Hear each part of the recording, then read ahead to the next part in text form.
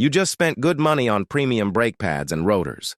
But if you reach for the wrong jar of grease during the install, you might destroy that entire investment in just a few thousand miles.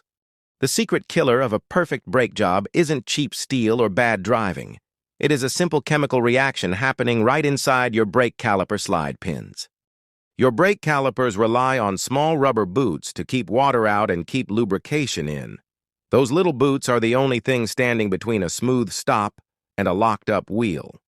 A lot of mechanics and do-it-yourselfers grab standard petroleum-based chassis grease or wheel bearing grease for these pins.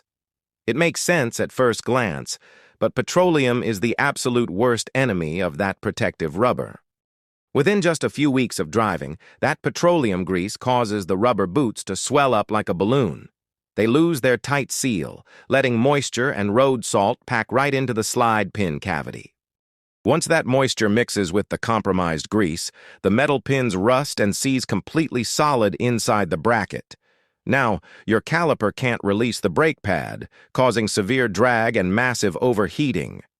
This constant friction can push temperatures well over 500 degrees Fahrenheit, warping your brand new rotors and completely wearing away the pad material in record time. The fix is easy.